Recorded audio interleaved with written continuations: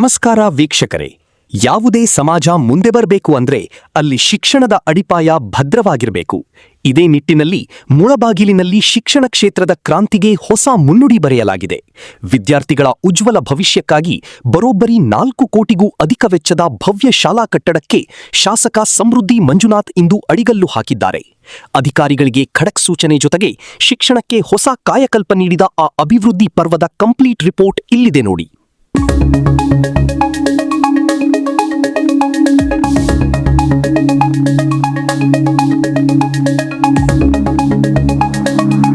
ಶಿಕ್ಷಣವೇ ಸಮಾಜದ ಪ್ರಗತಿಗೆ ಭದ್ರ ಬುನಾದಿ. ಗುಣಮಟ್ಟದ ಶಿಕ್ಷಣಕ್ಕಾಗಿ ಸುಸಜ್ಜಿತ ಮೂಲಸೌಕರ್ಯ ಅತ್ಯಗತ್ಯ. ಇದು ಕೇವಲ ಮಾತಲ್ಲ, ಮುಳಬಾಗಿಲಿನಲ್ಲಿ ಕಾರ್ಯರೂಪಕ್ಕೆ ಬಂದಿರೋ ಅಭಿವೃದ್ಧಿ ಮಂತ್ರ. ಹೌದು, ನಗರದ ಮಂಜುನಾಥ್ ಕಾಲೋನಿಯಲ್ಲಿ ಇಂದು ಹಬ್ಬದ ವಾತಾವರಣ ಮನೆ ಮಾಡಿತ್ತು. ಬರೋಬ್ಬರಿ 4 ಕೋಟಿ 13 ಲಕ್ಷ ರೂಪಾಯಿ ವೆಚ್ಚದಲ್ಲಿ ತಲೆ ಎತ್ತಲಿರುವ ಮೌಲಾನಾ ಆಜಾದ್ ಮಾದರಿ ಶಾಲೆಯ ನೂತನ ಕಟ್ಟಡ ಕಾಮಗಾರಿಗೆ ಶಾಸಕ ಸಮೃದ್ಧಿ ವಿ ಮಂಜುನಾಥ್ ಗುದ್ದಲಿ ಪೂಜೆ ನೆರವೇರಿಸುವ ಮೂಲಕ ಅದ್ಧೂರಿ ಚಾಲನೆ ನೀಡಿದರು. ಗುದ್ದಲಿ ಪೂಜೆ ಬಳಿಕ ಮಾತನಾಡಿದ ಶಾಸಕರು, ಸರ್ಕಾರದ ಯೋಜನೆಗಳ ಮೂಲಕ ಶಿಕ್ಷಣದ ಮೂಲಸೌಕರ್ಯ ಬಲಪಡಿಸುವ ಸಂಕಲ್ಪ ನಮ್ಮದು. ಈ ಹೊಸ ಶಾಲಾ ಕಟ್ಟಡ ಈ ಭಾಗದ ವಿದ್ಯಾರ್ಥಿಗಳಿಗೆ ಅತ್ಯುತ್ತಮ ಶೈಕ್ಷಣಿಕ ವಾತಾವರಣ ಸೃಷ್ಟಿಸಲಿದೆ ಅಂತ ಭರವಸೆ ನೀಡಿದ್ರು. ಅಷ್ಟೇ ಅಲ್ಲ, ವೇದಿಕೆ ಮೇಲಿಂದಲೇ ಅಧಿಕಾರಿಗಳು ಹಾಗೂ ಗುತ್ತಿಗೆದಾರರಿಗೆ ಖಡಕ್ ಎಚ್ಚರಿಕೆ ರವಾನಿಸಿದ ಶಾಸಕರು, ಯಾವುದೇ ಕಾರಣಕ್ಕೂ ಕಾಮಗಾರಿಯ ಗುಣಮಟ್ಟದಲ್ಲಿ ರಾಜಿಯಾಗುವಂತಿಲ್ಲ, ಹಾಗೆ ನಿಗದಿತ ಸಮಯದೊಳಗೆ ಕಟ್ಟಡ ಪೂರ್ಣಗೊಳ್ಳಲೇಬೇಕು ಅಂತ ಕಟ್ಟುನಿಟ್ಟಿನ ಸೂಚನೆ ನೀಡಿದ್ರು. ಸಾರ್ವಜನಿಕರ ಸಹಕಾರದಿಂದ ಇಂತಹ ಅಭಿವೃದ್ಧಿ ಕಾರ್ಯಗಳು ಯಶಸ್ವಿಯಾಗಿ ಜಾರಿಯಾಗ್ತಿವೆ ಎಂದು ಶಾಸಕರು ಹರ್ಷ ವ್ಯಕ್ತಪಡಿಸಿದರು. ಇನ್ನು ಈ ಅಭಿವೃದ್ಧಿ ಕಾರ್ಯಕ್ರಮದಲ್ಲಿ ಜೆಡಿಎಸ್ ರಾಜ್ಯ ಕೋರ್ ಕಮಿಟಿ ಸದಸ್ಯ ಜಿ ಆನಂದರೆಡ್ಡಿ, ತಾಲೂಕು ಅಧ್ಯಕ್ಷ ಕಾಡೇನಹಳ್ಳಿ ಕೆಎನ್ ನಾಗರಾಜ್, ಬಿಸಿಎಂ ಇಲಾಖೆ ಅಧಿಕಾರಿ ಮೈಲಾರಪ್ಪ, ಸಹಾಯಕ ನಿರ್ದೇಶಕ ಮಂಜುನಾಥ್ ಸೇರಿದಂತೆ ಹಲವು ಮಾಜಿ ಜನಪ್ರತಿನಿಧಿಗಳು, ಪಾಲಿಕೆ ಮಾಜಿ ಅಧ್ಯಕ್ಷರು ಹಾಗೂ ಗಣ್ಯರು ಸಾಕ್ಷಿಯಾದರು. ಒಟ್ಟಿನಲ್ಲಿ ಮುಳಬಾಗಿಲಿನಲ್ಲಿ ಶಿಕ್ಷಣ ಕ್ಷೇತ್ರಕ್ಕೆ ಹೊಸ ಶಕ್ತಿ ಸಿಗ್ತಾ ಇದ್ದು, ವಿದ್ಯಾರ್ಥಿಗಳ ಪಾಲಿಗೆ ಮೌಲಾನಾ ಆಜಾದ್ ಮಾದರಿ ಶಾಲೆ ಜ್ಞಾನದ ಹೊಸ ದೇಗುಲವಾಗಿ ಹೊರಹೊಮ್ಮಲು ಸಜ್ಜಾಗುತ್ತಿದೆ. ಕಾಮಗಾರಿ ಆದಷ್ಟು ಬೇಗ ಮುಗಿದು ವಿದ್ಯಾರ್ಥಿಗಳಿಗೆ ಗುಣಮಟ್ಟದ ಶಿಕ್ಷಣ ಸಿಗುವಂತಾಗಲಿ ಅನ್ನೋದೇ ನಮ್ಮ ಆಶಯ. ಆಗಮಿಸಿರ್ತಕ್ಕಂಥ ಕೋಮುಲ್ ನಿರ್ದೇಶಕರು, ತಾಲೂಕು ಜೆಡಿಎಸ್ ಪಕ್ಷದ ಅಧ್ಯಕ್ಷರು ಆಗಿರ್ತಕ್ಕಂಥ ಕಾಡೇಪಲ್ಲಿ ನಾಗರಾಜನವರೇ, ಹಾಗೂ DC bank ನಿರ್ದೇಶಕರಾಗಿರ್ತ Raghupath Reddy sir ಅವರೇ, ನಗರಸಭಾ ಮಾಜಿ ಅಧ್ಯಕ್ಷರಾಗಿದ್ದ ಮುರಳಿ ಸರ್ ಅವರೇ, ಖ್ಯಾತ ವಕೀಲರಾಗಿರ್ತಕ್ಕಂಥ ಶ್ರೀನಿವಾಸ ರೆಡ್ಡಿ ಸರ್ ಅವರೇ, ಹಾಗೂ ಸಮಾಜ ಸೇವಕರಾಗಿರ್ತಕ್ಕಂಥ ಉದ್ಯಮ ಆಗಿರ್ತಕ್ಕಂಥ NR ಸತ್ಯಣ್ಣವರೇ, ನಮ್ಮ ಪ್ರಭಾಕರ್ ಅವರೇ, ಜಗದೀಶಣ್ಣವರೇ, ಲಕ್ಷ್ಮಣವರೇ, ರಮೇಶ್ ಅವರೇ, ಹಾಗೂ ನಮ್ಮ ಜಹೀರವರೇ, ಹಾಗೂ ನಗರಸಭಾ ಸದಸ್ಯರಾಗಿರ್ತಕ್ಕಂಥ ಎಲ್ಲ ನನ್ನ ಸದಸ್ಯರುಗಳೇ, ಹಾಗೂ ಮುಖಂಡರಾಗಿರ್ತಕ್ಕಂಥ ಅಪ್ಸರಣ್ಣ ಮತ್ತು ವಹೀದಣ್ಣ ಹಾಗೂ ಮುನರಣ್ಣ ಎಲ್ಲ ಬಂದಿದ್ದಾರೆ. ಅದಕ್ಕಿಂತ ಮುಂಚಾಕಿ ನಮ್ಮ ಜೆಡಿ ಆಗಿರ್ತಕ್ಕಂಥ ಮೈಲಾರಪ್ಪ ಅವರು, ಇದ್ರ ಬಗ್ಗೆ ಒಂದು 2 ವಿಷಯ ಹೇಳಲೇಬೇಕು. ಇವತ್ತು ಒಳ್ಳೆ ಸುದಿನ ಅಂತ ಹೇಳಿ ಬಂದು ನನಗೆ ಇವತ್ತು ಒಳ್ಳೆ ದೇವ್ರ 3 ಕಡೆ ಪೂಜೆ ಮಾಡಿ ಕಳಿಸ್ಕೊಡ್ತಾಯಿದ್ದೀರಿ. ಇದು ಪೂಜೆನೇ, ಇದು ಪೂಜೆ ಮಾಡಿ ಕಳಿಸ್ಕೊಡ್ತಾಯಿದ್ದೀರಿ. ಇದ್ರ ಬಗ್ಗೆ ಒಂದು ಹೇಳಲೇಬೇಕು. ಇದು ನನಗೆ ಹಾಸ್ಟೆಲ್ ಕೈ ತಪ್ಪೋಗಿತ್ತು.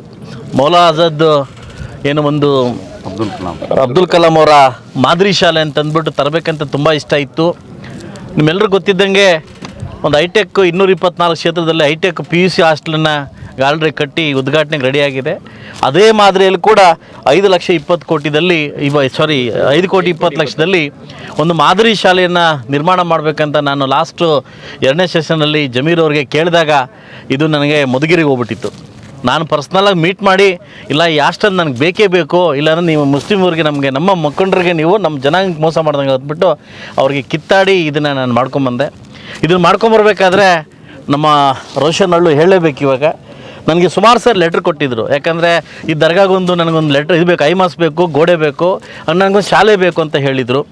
ಸೊ ನಮ್ಮ ಜೈರು, ನಮ್ಮೆಲ್ಲ ಕೌನ್ಸಿಲರ್ಸ್ ಕೂಡ ನನಗೆ ಲೆಟ್ರ್ ಕೊಟ್ಟಿದ್ದರು. ಅಣ್ಣ ನೆಕ್ಸ್ಟು ನಮ್ಮದು ಏನಾದರೂ ಮಾಡಿ ನಮ್ಮ ಮುಸ್ಲಿಂ ಜನಕ್ಕೆ ಏನಾದರೂ ಮಾಡಬೇಕಂತ ಎಲ್ಲ ನನಗೆ ಒತ್ತಾಯದ ಮೇಲೆ ನಾನೇ ಪರ್ಸ್ನಲಾಗಿ ಜಹೀರವ್ರು ಮೀಟ್ ಮಾಡಿ ಜಮೀರ್ ಅವ್ರನ್ನ ಮೀಟ್ ಮಾಡಿ ಈ ಶಾಲೆನ ಹಾಕ್ಕೊಂಬಂದಿದ್ದೀನಿ. ಕೇವಲ 8 ತಿಂಗಳಿಂದ 9 ತಿಂಗಳ ಒಳಗಡೆ ಈ ಒಂದು 1250 ಜನ ಮಕ್ಕಳ ವಾಸ ಮಾಡಲಿಕ್ಕೆ ಹಾಗೂ ಓದಲಿಕ್ಕೆ ಒಂದು ವ್ಯವಸ್ಥೆಯನ್ನು ಮಾಡಿದ್ದೀವಿ. ಈಗಾಗಲೇ ಇದು 3 ತಿಂಗಳಿಂದ ಪೂಜೆ ಮಾಡಬೇಕಾಗಿತ್ತು. ಕಾರಣಾಂತರಗಳಿಂದ ಪೂಜೆ ಮಾಡೋಕ್ಕಾಗಲಿಲ್ಲ. ಅದು ಸಮಯ ಸಂದರ್ಭ ಬಂದಾಗ ಆ ಪೂಜೆಗೆ ಆ ದೇವ್ರು ನೆರವೇರಿಸ್ಕೊಟ್ಟಿದ್ದಾರೆ. ಅಲ್ಲ, ನಿಮ್ಮೆಲ್ಲರಿಗೂ ಒಳ್ಳೇದು ಮಾಡಿ ಇನ್ನೂ ಸಾಕಷ್ಟು ವಿಚಾರಗಳನ್ನು, ಸಾಕಷ್ಟು ಡೆವಲಪ್ಮೆಂಟನ್ನು ಈಗಾಗಲೇ 43ರಿಂದ 45 ಕೋಟಿ ನಗರಾಭಿವೃದ್ಧಿ ಅಮೃತ ಮಹೋತ್ಸವದಿಂದ ಒಂದು ಟೋಟಲ್ 65 ಕೋಟಿ ಬರೀ ಮುಳಬಾಗಿಲು ಟೌನ್ಗೆ ಮಾತ್ರ ಬರ್ತದೆ. ನೀವಿನ್ನೂ ಬರೀ ಟೌನನ್ನು ಮೇಲ್ಮಟ್ಟಕ್ಕೆ ಮಾತ್ರ ನೋಡಿದ್ದೀರಿ. ನಾನು ಬೂಟಾಟಿಕೆ ಹೇಳ್ತಕ್ಕಂಥ ಶಾಸಕ ಅಂತಲ್ಲ. ನಾನು ಏನು ಮಾಡಿದ್ದೀನಿ, ಏನು ಮಾಡಿಲ್ಲ ಅಂತ ಬುಕ್ಲೆಟ್ ಓಡಿಸಿ 2028ಗೂ ಮನೆ ಕಳಿಸ್ತಕ್ಕಂಥ ಕಾರ್ಯಕ್ರಮ ನಾನು ಮಾಡಿಕೊಡ್ತೀನಿ. 60ರಿಂದ 68 ಕೋಟಿ ಒಳಗಡೆ ಈಗಾಗಲೇ ಈ ವರ್ಷದಲ್ಲಿ ನಮಗೆ ನಗರಾಭಿವೃದ್ಧಿಗೆ ಮಾತ್ರ ಬರ್ತದೆ. ಇದನ್ನು ನೀವು ಯೋಚನೆ ಮಾಡ್ಕೊಳ್ಳಿ. ಮೊದಲು ಮುಳಬಾಗಿಲು ಟೌನ್ ಹೆಂಗಿತ್ತು, ಇವಾಗ ಟೌನ್ ಹೆಂಗಿದೆ. ಈಗಾಗಲೇ ಹೈಟೆಕ್ಕು ಈಗಾಗಲೇ ನಾನು ಕಾಯ್ತಾ ಇದ್ದೆ. ನೆಕ್ಸ್ಟ್ ವೀಕು ಆಷಾಢ ಮುಗಿದ ಮೇಲೆ ಹೈಟೆಕ್ ಲೈಬ್ರರಿ ಮಾಡಬೇಕಂತ ಆಸೆ ಇತ್ತು ನನಗೆ. ಎಲ್ಲ ಇತ್ತು ನಮ್ಮೂರಲ್ಲಿ, ಹೈಟೆಕ್ ಲೈಬ್ರರಿ ಇರಲಿಲ್ಲ. ಈಗಾಗಲೇ ಅನುದಾನವನ್ನು ಬಿಡುಗಡೆ ಮಾಡ್ಕೊಂಬಂದಿದ್ದೀನಿ. ಹೈಟೆಕ್ ಲೈಬ್ರರಿ 1.5 ಕೋಟಿ ಕಾಮಗಾರಿ, 50 ಲಕ್ಷ ಕಾಮಗಾರಿ, 1.5 ಕೋಟಿ ಪೀಠೋಪಕರಣ. ಹೈಟೆಕ್ ಲೈಬ್ರರಿ ಇಲ್ಲಿವರೆಗೂ ಡೂಪ್ಲೆಕ್ಸ್ ಲೈಬ್ರರಿ ಇರಲಿಲ್ಲ. ಈ ಲೈಬ್ರರಿ ಸ್ಟಾರ್ಟ್ ಮಾಡ್ತಾಯಿದ್ದೀನಿ. ನೆಕ್ಸ್ಟ್ ಮಂತ್ ಆಷಾಢ ಆದಮೇಲೆ ಪೂಜೆ ಮಾಡಿಕೊಡ್ತೀನಿ. ನನ್ನ ಧ್ಯೇಯ ಏನು ಅಂತಂದರೆ, ನನಗೇನು ಸಿಕ್ಕಿಲ್ವೋ ನನ್ನ ಇರ್ತಕ್ಕಂಥ ಮುಳಬಾಗಿಲು ತಾಲೂಕಿನ ಮಕ್ಕಳು ಸಿಗಬೇಕು ಅನ್ನೋದು ನನ್ನ ಧರ್ಮ. ಯಾಕಂದರೆ ನಾನು ಬಹುಶಃ ನನ್ನ ತಂದೆ ತಾಯಿ ಏನಾದರೂ ಶಕ್ತಿ ಇದ್ದಿದ್ದರೆ ನಾನು ದೊಡ್ಡ ಮಟ್ಟಕ್ಕೆ ಓದ್ತಾ ಇದ್ದಿದ್ದೆ. ಆ ಶಕ್ತಿಯಲ್ಲ ಕಾರಣಕ್ಕೋಸ್ಕರ ನಾನು ವಿದ್ಯಾಭ್ಯಾಸವನ್ನು ಕಡಿತಗೊಳಿಸಿದ್ದೀನಿ.